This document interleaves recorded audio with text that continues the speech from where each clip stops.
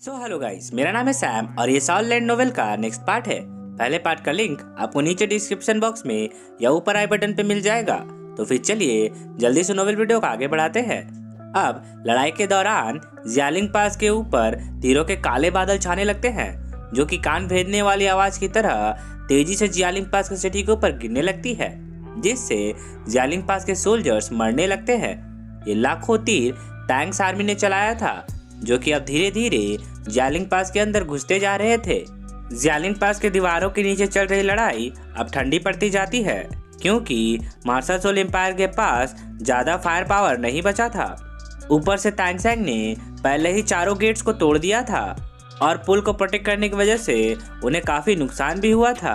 अब finally battlefield का पूरा सिचुएशन चेंज होने लगता है, क्योंकि लॉन्ग डिस्टेंस तक अटैक करने वाली इक्विपमेंट्स खत्म होने के कारण जियालिंग पास के सोल्जर्स तियानदो एम्पायर के सोल्जर्स और सॉल मास्टर्स को रोक नहीं पा रहे थे, जिस वजह से पूरी तियानदो आर्मी जियालिंग पास के अंदर आते जा रही थी और गेट पे हो रही घमासान युद्ध के कारण बहुत सारे जाने जा रही थी, जिस वजह से मार्शल सोल एम्पायर कमजोर पड़ता जा रहा था। वे सभी जानते थे कि अगर तियानदो एम्पायर की इंपीरियल आर्मी जियालिंग पास को तोड़कर अंदर आ गई तो वे सब कुछ तबाह कर देंगे। ऊपर से मार्शल सोल एम्पायर का साथ दे रहे बाकी किंगडम्स के ऑफिसर्स और भी ज्यादा डरे हुए थे, क्योंकि वे जानते थे कि तियानदो एम्पायर को धोखा देने की वजह से वे उन पर देशद्रोह का मुकदमा चलाएंगे और वे भी जिंदा नहीं बचेंगे। इसी वजह से वे सभी अपनी पूरी क्षमता लगाकर तियानदो आर्मी को जियालिंग पास के बाहर रखने की कोशिश करते हैं। भले ही जियालिंग पास के चारों एंट्री गेट्स छोटे नहीं थे, पर तियानदो आर्मी के ट्रूप्स की संख्या बहुत ही ज्यादा थी, स्पेशली भारी कवच वाली सेना, जो कि लगातार जियालिंग पास के अंदर जाने की कोशिश कर रही थी। अब फाइनली जियालिंग पास की दीवारों को प्रोटेक्ट करने के लिए मार्शल सोल एम्पायर पूरी सेक्रेट ड्रैगन आर्मी और एंजल आर्मी को बैटलफील्ड में उतार देती है। अब मार्शल सोल एम्पायर के लगभग 10,000 सॉल मास्टर्स लगातार डिफरेंट टाइप के सॉल स्किल से तियानदो आर्मी पर अटैक करते जा रही थी, जिस वजह से कभी कभी तियानदो आर्मी को ज्यादा नुकसान उठाना पड़ रहा था। भले ही तियानदो एम्पायर के सॉल मास्टर्स तियानदो आर्मी को अंदर घुसने के लिए सपोर्ट कर रहे थे, पर अब जियालिंग पास के गेट पर हो रही लड़ाई के कारण अंदर जाना और भी ज्यादा मुश्किल हो गया था। इसी वजह से ऐसी मुश्किल घड़ी में टैंक्स आर्मी आगे आती है और गॉडलीजू क्रॉसबो की पहली अटैक लॉन्च कर देती है, जिसकी वजह से लाखों की संख्या में क्रॉसबो के बोल्ट्स जियालिंग पास के गेट के अंदर जाने लगते हैं और मार्शल सोल एम्पायर के हजारों सोल्जर्स और सॉल मास्टर्स को मार गिराते हैं। इस अटैक में गॉडलीजू क्रॉसबो से निकले 1,60,000 बोल्ट्स के कारण जियालिंग पास के चारों गेट्स पर खून के छींटे उड़ने लगते हैं। मार्शल सोल एम्पायर के इंपीरियल सोल्जर्स और सॉल मास्टर्स, जो कि आगे आकर तियानदो आर्मी को ब्लॉक कर रहे थे, वे पलक झपकते ही मरकर गिरने लगते हैं, जिस वजह से तियानदो आर्मी को अंदर जाने का रास्ता मिल जाता है। ये देखते ही तियानदो आर्मी बिना मौका गवाए सुनामी की लहरों की तरह चारों गेट से अंदर जाने लगते हैं। ये देखकर अब हुइलिना एंजल आर्मी की एक स्पेशल टीम को ऑर्डर देते हुए कहती है कि एंजल आर्मी के फ्लाइंग टाइप सॉल मास्टर्स अपनी एरियल अटैक चालू करो और इन घुसपैठियों को खत्म कर दो। अब हुइलिना का ऑर्डर सुनते ही लगभग 70 से 80 एंजल आर्मी के सॉल मास्टर्स अपना फॉर्मेशन बनाकर आगे आते हैं और जियालिंग पास के दीवारों के ऊपर तांगसेंग और बाकी टीम मेंबर्स को घेरने लगते हैं। एंजल आर्मी की इस टीम में लगभग सभी सॉल मास्टर्स या तो सॉल सेन थे या फिर ग्रेट सॉल लैंड मास्टर, और ये टीम मार्शल सोल हॉल की सबसे ज्यादा पावरफुल टीम थी। अब इसी समय एंजल आर्मी के पावरफुल सॉल मास्टर्स अपनी बेस्ट सॉल स्किल का इस्तेमाल करने लगते हैं और जियालिंग पास के अंदर घुस रही तियानदो आर्मी को ब्लॉक कर देते हैं, जिस वजह से नीचे लड़ रही एंजल आर्मी और सेक्रेट ड्रैगन आर्मी को बिगड़ती सिचुएशन को संभालने का मौका मिल जाता है। इसके बाद तुरंत ही power attack type soul master और एजिलिटी टाइप सॉल मास्टर्स आगे आ जाते हैं।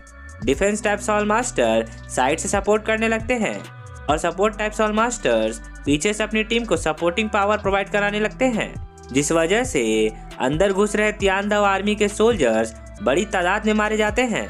अब तियानदो आर्मी को इतना बड़ा नुकसान होता देखकर टैंग सैंग समझ जाता है कि एंजल आर्मी उनकी उम्मीद से ज़्यादा पावरफुल है। सौभाग्य से तियानदाओ एम्पायर के सॉल मास्टर्स तियानदाओ आर्मी को सपोर्ट कर रहे थे और पीछे से 7 ट्रेजर ग्लिच टाइल स्कूल और टैंग सैंग के डिसाइपल्स के सपोर्ट के कारण बिगड़ती हुई सिचुएशन संभल गई थी। तियानदाओ एम्पायर के सॉल मास्टर्स की संख्या एनिमी टीम से बहुत ज़्यादा कम थी, इसलिए वे बस एंजल आर्मी और सेकंड ड्रैगन आर्मी के अटैक्स को जियालिंग पास के बाहर ही ब्लॉक कर दे रहे थे, पर वे अंदर नहीं जा पा रहे थे। इस समय वे बस टैंक्स आर्मी के एरियल सपोर्ट पर निर्भर थे और ये उम्मीद कर रहे थे कि टैंग सैंग और उसकी टीम जियालिंग पास के ऊपर हो रहे बैटल को जीत जाए। दूसरी तरफ टैंक्स आर्मी भी सेकेंड वॉली अटैक को लॉन्च करने की तैयारी कर रहे थे, पर एंजल आर्मी के 70 से 80 फ्लाइंग टाइप सॉल मास्टर्स पहले ही ऊपर आ चुके थे और उन्होंने अपने मार्शल सोल अवतार को भी रिलीज कर दिया था। वे सीधे तौर पे टैंक्स आर्मी के फॉर्मेशन को खत्म कर देना चाहते थे। भले ही उनकी संख्या टैंक्स आर्मी की कुल संख्या का 1% था, पर वे भेड़ों की झुंड में बाघ की तरह आगे बढ़ रहे थे। वैसे भी टैंक्स आर्मी पूरी तरह से सॉल मास्टर से नहीं बनी थी और गॉडली जू क्रॉसबो के बोल्ट्स लेवल 70 से ऊपर के सॉल मास्टर्स को नहीं रोक सकते थे। इसलिए अगर एंजल आर्मी ने टैंक्स आर्मी को रौंद दिया तो बैटलफील्ड का सिचुएशन तुरंत उलट जाएगा। भले ही टैंग सैंग बिबिदोंग पर भारी पड़ रहा था, पर वो जानता था कि वो इतनी आसानी से उसे खत्म नहीं कर पाएगा।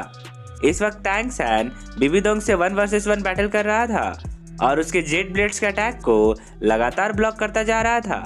लड़ाई के दौरान एक समय ऐसा भी आया जब टैंग सैंग ने अपने left leg soul bone skill tiger वेल एक्स के अटैक से बिबिदोंग को घायल कर दिया और फिर मौका मिलते उसने शावू को आवाज लगाकर इशारा भी दे दिया। भले ही टैंग सैंग बिबिदोंग से फाइट कर रहा था, पर उसका ध्यान पूरे बैटलफील्ड के ऊपर भी था और उसने इस तरह की सिचुएशन से निपटने की तैयारी पहले ही कर ली थी। अब टैंग सैंग की आवाज सुनकर शावू समझ जाती है कि टैंग सैंग उसे क्या कहना चाहता है। इस वक्त शावू मार्शल सोल एम्पायर के इलाइट सोल मास्टर्स को निपटाने में बिजी थी और वो किसी भी पावरफुल सोल मास्टर से लड़ाई नहीं लड़ रही थी, इसलिए वो जल्दी से अपनी टेलीपोर्टेशन टेक्निक का यूज करती है और बैटलफील्ड से बाहर निकल जाती है और फिर जियालिंग पास के दीवार के ऊपर छलांग लगा देती है। इसके बाद शावू हवा में रोटेशन लेते हुए एग्री बुद्धा टैंग लोटस को बाहर निकाल लेती है और फिर सीधे एंजल आर्मी के फ्लाइंग टाइप सॉल सेंट और ग्रेट सोल लैंड मास्टर के बीच में लॉन्च कर देती है। अब जैसे ही शावू एंग्री बुद्धा टैंग लोटस को लॉन्च करती है तो ये देखकर टैंग सैंग की पल्स रेट हाई हो जाती है, जिससे टैंग सैंग बहुत ज्यादा एक्साइटेड हो जाता है। भले ही इस एंग्री बुद्धा टैंग लोटस को टैंग सैंग ने खुद नहीं बनाया था, बल्कि इस फर्स्ट रैंक के हिडन वेपन को डिवाइन क्राफ्ट्समैन लाओ गाओ ने हाउतियान सेक्ट के अंदर बनाया था। इस हिडन वेपन को कंप्लीट करने के लिए उन्हें अपनी जान को भी सैक्रिफाइस करना पड़ा था। डिवाइन क्राफ्ट्समैन लाओ गाओ के सॉल पावर और खून से बने इस हिडन वेपन का कोर लाल रंग की रोशनी से जगमगा रहा था, जिस वजह से सबका ध्यान इस छोटी सी चीज के ऊपर खिंचा चला जा रहा था। इस हिडन वेपन को बनाने का क्रेडिट डिवाइन क्राफ्ट्समैन लाओ गाओ को तो जाता ही है, पर पिछले जन्म में इस मैकेनिकल वेपन को बनाने की विधि को सीखने में टैंग सैंग ने अपना 20 साल लगा दिया था और इस जीवन में भी इस टॉप क्लास के वेपन को बनाने में उसे 20 साल लग गए थे। इसलिए इस मास्टरपीस हिडन वेपन के फर्स्ट अटैक को लॉन्च होता देखकर टैंग सैंग एक्साइटेड हो गया था। अब टैंग सैंग की आंखों में ऐसी एक्साइटमेंट वाली चमक देखकर बिबिदोंग भी शॉक हो गई थी कि आखिर इतना शांत और फोकस रहने वाला टैंग सैंग इस रेड लाइट को देखकर इतना एक्साइटेड क्यों हो गया है। अब पलक झपकते ही बिबिदोंग को भयानक खतरे का एहसास होता है और वो चिल्लाते हुए बोल पड़ती है कि कोई जल्दी से उस लाल चीज को रोको। बिबिदोंग कितना कहते ही ये वीडियो यहीं पे खत्म होता है। सो गाइस, आई होप कि आपको ये नोवेल वीडियो अच्छी लगी होगी और अगर आपको मेरा एक्सप्लेनेशन पसंद आया हो तो इस वीडियो को एक लाइक करना तो बनता है और अगर आप एक नए आरआईएम लवर है तो मेरे चैनल को जल्दी से सब्सक्राइब कर ले, क्योंकि मैं ऐसे ही वीडियोस लाता रहता हूँ। तो अब मैं आपसे मिलता हूँ नेक्स्ट वीडियो के साथ, तब तक के लिए टेक केयर एंड गुड डे।有本事你别来杀我吧！好了。全面下降，他各方面能力全无，有可能诛杀比比东的却只有我一人。魂力也在不断流失，这样继续待在红雾里，感官会越下去不是办法，集中到戴老能把全部魂力逼上。戴老大师这样应该能短暂提升到封号斗罗级。今天这道关我是非闯不可。不管有多少阴谋诡计的城墙上的守城器械，比比东城内机关重重，正利用这些陷阱将我围杀。